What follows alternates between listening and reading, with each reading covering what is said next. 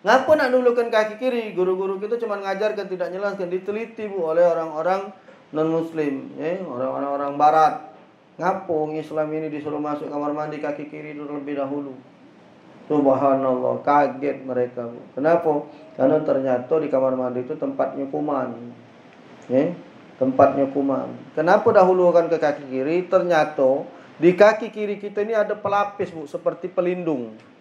Jadi kalau begitu dia nijakkan ke kamar mandi, kuman itu naik ke kaki kita, dia cuma bisa berputar di seputar itulah, tidak bisa naik ke dalam badan kita. Makanya wong tua zaman dulu sehat galau Bu.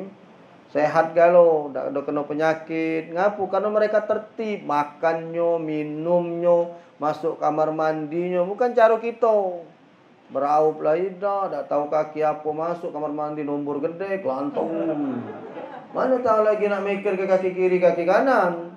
Lalu orang tua zaman dingin dia siap kenian buat di kamar mandi itu, masukkan dulu kaki kiri, keluar kaki kanan. Kenapa? Karena ternyata seperti itu. Wong yang mendahulukan kaki kanannya masuk ke dalam kamar mandi, maka itulah yang sering terkena penyakit. Karena tidak ada antibodi, tidak ada sel pelaput yang ada di kaki kanan ini, dan dia ada di kaki kiri. Dan itu dibuktikan secara ilmuwan. Nah, makanya di sini Bapak Ibu mulai tertib sekarang. Kalau masuk kamar mandi dulu ke, coba kamu ingat-ingat. Kamu ingat tak masuk kamar mandi kaki apa? Hah? Ya, cak iya di kanan kiri. Tahu ada keruan, ya dah. Tak tahu Ustaz, kadanglah kebelet dua-dua melompat lantung masuk kamar mandi, ya dah. Kiri dengan kaki kanan serempak meluncat. Saking kenyanya itulah dah tahan lagi. Padahal diajarkan dahulukan kaki kiri.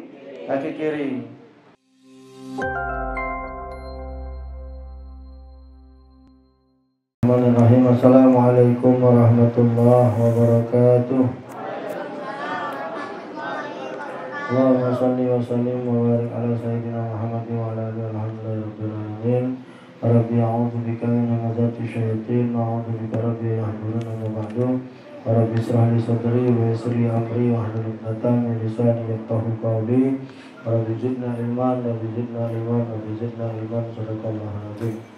Bapak Ibu ayahanda para jamaah yang dimuliakan oleh Allah, majelis fikir Asmaul Husna berduka cita karena tadi malam orang tua kami, Oma Haja Umayyatul binti Haji Salimin dipanggil oleh Allah Subhanahu wa taala. Beliau adalah ibu dari kakanda Haji Muhammad Mediansyah bin Haji Bahrul Mazi, Panglima Laskar Asmaul Husna, yang mengabdikan dan mendedikasikan diri beliau, tenaga, akal, pikiran dan juga duit di majelis zikir Asmaul Husna. Maka tadi saya bertakziah dulu ke sana memimpin acara, baru bisa kembali ke sini. Kita kirimkan Al-Fatihah buat Oma Haja Umayyatul binti Haji Salimin. Mudah-mudahan diampuni segala dosa-dosanya oleh Allah Subhanahu wa taala, ditempatkan di sebaik tempat di surga Allah Subhanahu wa taala. Alhamdulillah wa kullu mutin salihah. Al-Fatihah. A'udzu billahi minasyaitonir rajim. Bismillahirrahmanirrahim. Maliki yaumiddin. Iyyaka na'budu wa iyyaka nasta'in. Ihdinas siratal mustaqim, siratal ladzina an'amta 'alaihim ghairil maghdubi 'alaihim waladdallin. Bapak Ibu ayahanda para jemaah yang dimuliakan Allah, kita akan melanjutkan kajian kitab Bidayatul Hidayah. Kemarin kita sudah belajar tentang bab tata cara bangun dari tidur. Mudah-mudahan semua Bapak Ibu sudah mempraktekkan bangun sebelum terbitnya fajar, sebelum waktu subuh, berzikir, munajah kepada Allah. Syukur-syukur Bapak Ibu bisa atau punya kitab Khulathah yang dikarang oleh Habib Umar bin Hafiz, itu ada zikir sebelum subuh, zikir sesudah subuh, zikir sebelum zuhur, zikir sudah zuhur, semuanya lengkap. 5 waktu sholat ada. Syukur-syukur kalau punya bisa sambil membaca itu. Kalaupun tidak punya atau tidak hafal, boleh membaca Asmaul Husna sebelum menjelang datangnya waktu fajar. Atau punya peramalan khusus setelah pada tahajud, boleh juga dibaca, kemudian sholat subuh, dan kemudian melanjutkan aktivitas sampai dengan terbitnya matahari. Lalu selanjutnya pada malam hari ini kita akan memasuki pasal berikutnya, yaitu tentang bab tata cara masuk WC atau kamar mandi. Jadi Islam ini luar biasa Bapak Ibu. Hatta masuk ke dalam WC baik diatur. Saking rapinya, bukan cuma makan, minum, bangun, tidur tuh mungkin lah. Ini masuk ke dalam WC baik diatur, Bapak Ibu. Ini saking hebatnya Islam ini, dan semuanya memiliki adab. Nah, salah satunya yang diajarkan oleh Imam Al-Ghazali di dalam kitab Hidayatul Hidayah, jika engkau hendak ke kamar mandi atau WC untuk membersihkan badan dan mendatangi hajat, maka dahulukan kaki yang kiri ketika masuk dan dahulukan kaki yang kanan di saat keluar. Ini praktekkan Bapak Ibu ya. Kalau zaman sekarang ini kan payah, susah ya. Zaman sekarang ini banyak di antara kita ini menggabungkan antara WC dengan kamar mandi. Hampir atur-atur, termasuk di rumah saya. Padahal yang benar itu cara wong bingen. Cara wong zaman dulu Bu, zaman dulu WC itu tidak ada yang gabung dengan kamar mandi. WC, kamar mandi. Yang kedua, kehebatan wong zaman dulu, WC itu tidak pernah jero rumah. Ingat tak kamu? Kapan nak ke rumah pasti WC itu di luar. Rumah kami itu dulu, rumah Abah itu dulu WC-nya di luar. Sebelum direhab seperti sekarang. Sekarang dibuat mak bedeng, ada sewanya. Dulu rumah itu kan panggung tinggi. Nah keluar rumah itu dulu, kalau di rumah saya itu, di rumah Abah, rumah saya pula di rumah mak tuh, ya. Nah ke kamar mandi keluar dulu. Sampai dulu kami kecil-kecil dulu takut dia ada apa itu di luar, karena dia di luar nian. Ngapa itulah kehebatan orang tua-tua zaman dulu, Pak. Dia tahu WC itu sumber kotoran, banyak najis, banyak setan belis. Ibu perhatikan uang kalau nyampaklah terpeleset di lapangan atau terpeleset di tempat tidak apa-apa. Tapi kalau terpeleset di kamar mandi pasti ada apa-apa. Terpeleset tempat lain tidak ada parah juga, tidak bakalan parah. Tapi kalau terpeleset di kamar mandi, stroke lah, koma lah, tetek lah, selesai. Dia mati, maksud aku tetek. Nah, kan ada yang koma, ada yang tetek kan. Kalau di kamar mandi, kenapa? Karena kamar mandi itu tempat setan belis, Bu. Tempat yang paling kotor. Makanya harus hati-hati di bab kamar mandi ini. Maka diajarkan oleh Imam Al-Ghazali, dahulukan kaki kiri, kalau keluar dulu ke kaki kanan. Ngapa nak dulukan kaki kiri? Guru-guru kita cuma ngajarkan, tidak jelaskan. Diteliti Bu oleh orang-orang non-muslim, orang-orang barat. Ngapa Islam ini disuruh masuk kamar mandi kaki kiri dulu lebih dahulu? Subhanallah, kaget mereka Bu. Kenapa? Karena ternyata di kamar mandi itu tempatnya kuman. Tempatnya kuman. Kenapa dahulukan ke kaki kiri? Ternyata di kaki kiri kita ini ada pelapis Bu, seperti pelindung. Jadi kalau begitu dia nijakkan ke kamar mandi, kuman itu naik ke kaki kita, dia cuma bisa berputar di seputar itulah, tidak bisa naik ke dalam badan kita. Makanya wong tua zaman dulu sehat galau Bu. Sehat galau, tidak kena penyakit. Ngapu? Karena mereka tertib, makannya, minumnya, masuk kamar mandinya, bukan cara kita. Beraup lah ida, tak tahu kaki apa masuk kamar mandi nombor gede, kelantung. Mana tahu lagi nak mikir ke kaki kiri, kaki kanan. Lalu orang tua zaman bingin dia siap kenian buat di kamar mandi itu, masukkan dulu kaki kiri, keluar kaki kanan. Kenapa? Karena ternyata seperti itu. Wong yang mendahulukan kaki kanannya masuk ke dalam kamar mandi, maka itulah yang sering terkena penyakit. Karena tidak ada antibodi, tidak ada sel pelaput yang ada di kaki kanan ini, dan dia ada di kaki kiri. Dan itu dibuktikan secara ilmuwan.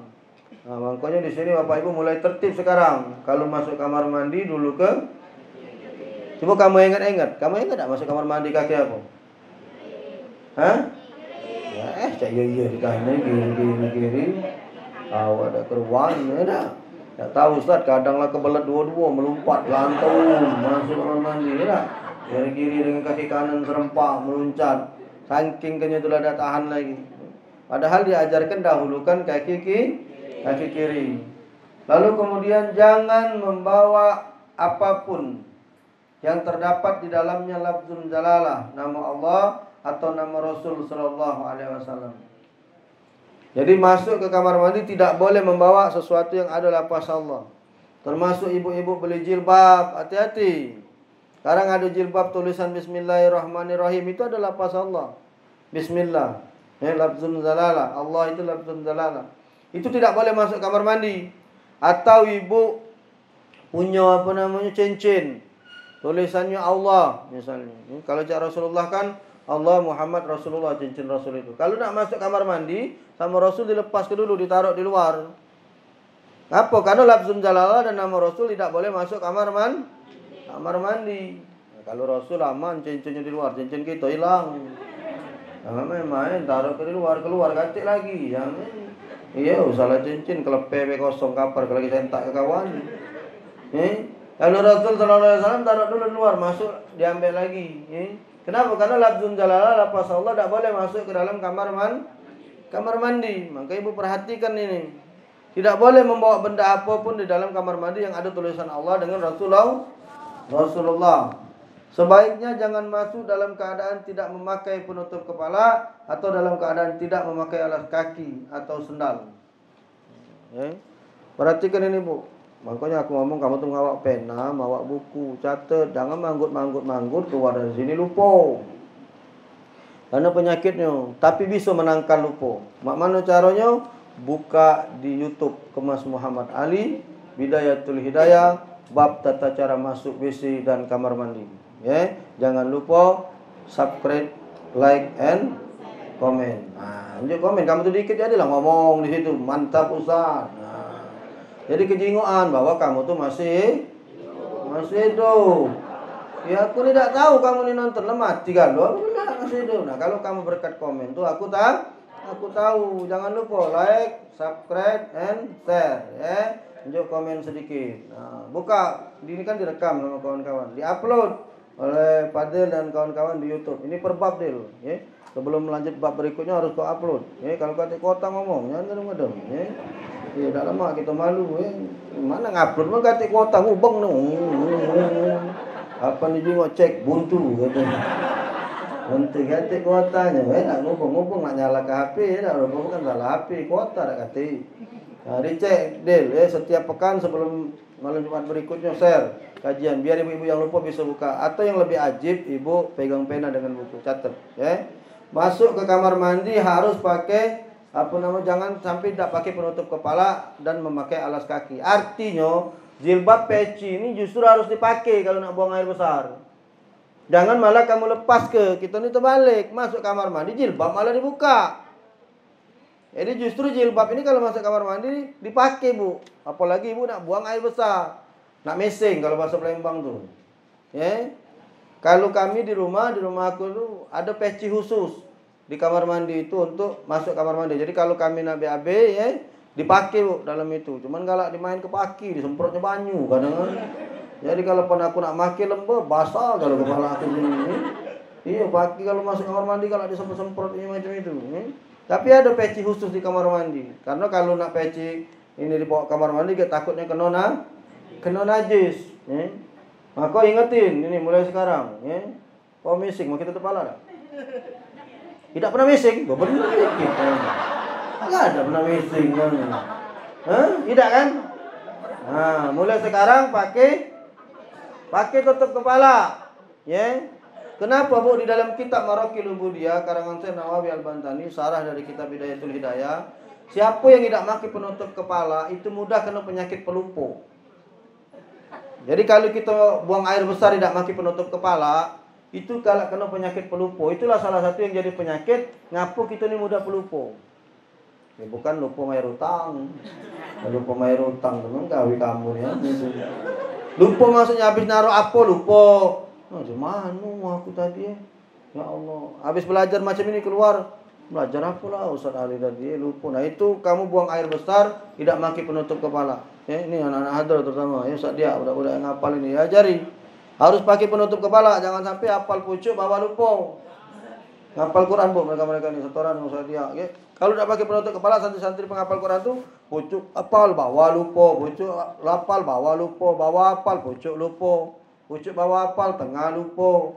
Ya apa kan dia tidak pakai penutup kepala. Nah, maka mulai sekarang ibu-ibu, bapak-bapak, kawan-kawan nak misting, nak buang air besar, siapkan penutup kepala. Apapun bentuknya. Tidak ada mesti nak kalau aku peci di rumah, Ibu-ibu nak pakai jilbab juga siapkan boleh. Bapak juga nak berjilbab di kamar mandi tak apa-apa.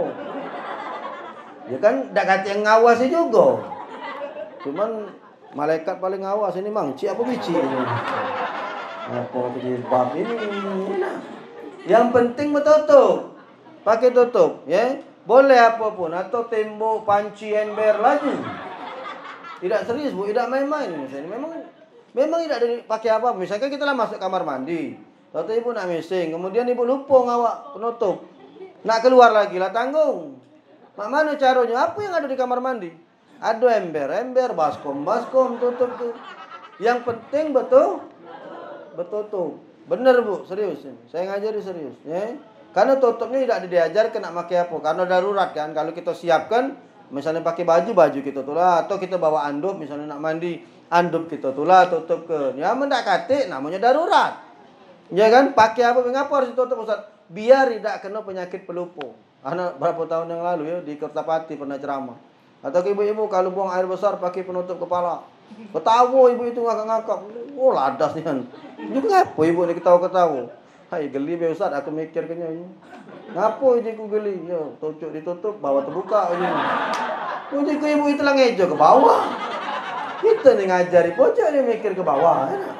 Pokoknya bawah teh jo kalau kamu dewe. Yang penting di pojok ditutup. Dah kata ke bawah nak diajarin dulu. Macam-macam dunia ini hari ya. Maka jangan lupa gunakan penutup kepala. Dan yang kedua, jangan sampai tidak memakai alas kaki. Untuk menghindari najis, maka siapkanlah sandal khusus di kamar mandi.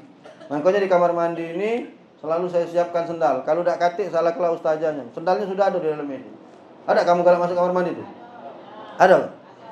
Karena saya siapkan di situ, Bu. Sandal khusus di kamar mandi tidak boleh dibawa keluar. Kalau dia dibawa keluar, kaget najis dari dalam itu masuk keluar sini ke majelis. Maka sandal itu dibiarkan di sana.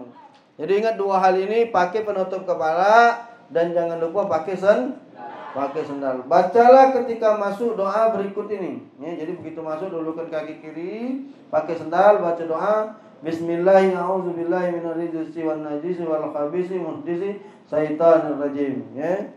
Dahulukan kaki kiri pakai sandal, baca doa ini yang artinya dengan menyebut nama Allah, aku berlindung kepadanya dari segala gangguan yang terkutuk, kotor, najis, jijik dan menjijikkan. Allahumma a'udzubika minal khubuthi wal khaba'is. Boleh juga itu doa yang biasa kita baca. Dulukan kaki kiri, bacanya sebelum masuk ke kamar mandi. Ketika keluar ada doanya cukup panjang, tapi kalau nak dipersingkat juga boleh. Ghufranaka alhamdulillahilladzi azhaba anni ma yu'dini wa abqa fi ma yanfa'uni. Ya. Artinya, ya Allah, aku mohon ampunanmu, segala puji bagi Allah yang telah menghilangkan dariku segala hal yang berbahaya untukku dan menetapkan di dalam diriku segala hal yang bermanfaat bagiku. Atau cukup ghufranaka, boleh. Begitu keluar, dahulukan kaki kanan, langsung baca doa ini. Okay? Nah, kalau kamu nak belajar ilmu ikhlas, belajarlah dengan uang yang buang air besar. Nak belajar ilmu ikhlas, belajarlah dengan uang buang air besar. Kenapa? Sekarang saya tanya, bapak ibu makan nasi goreng misalnya malam ini, ya? Atau makan roti bakar. Ketika bapak ibu missing, buang air besar, nyesel tak kamu? Ngapalah mentu ini? Ngapalah keluar nasi goreng yang kumakan tadi? Nyesel tak kamu? Ikhlas tak kamu mengeluarkannya? Ikhlas. Yang kedua, ada tak bapak ibu nak melihat jejak itu?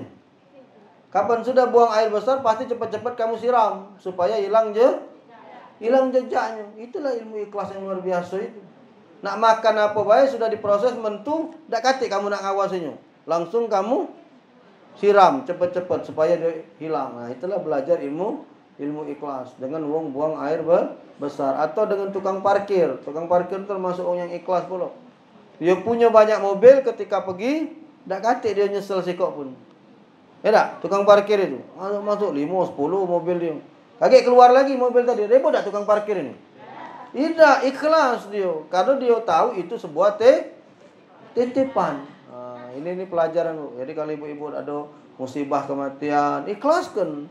Namanya juga nyawa ni titipan. Anak titipan. Bini laki titipan. Kalau yang nitip nak ambil lah. Tak pandai kita nak merutuk pula. Kita lah dijuk titipan baik terima kasih. Tak dipinta siwonya baik terima kasih oleh yang nitip. Yang nitip nak ngambil nak kita retok pula.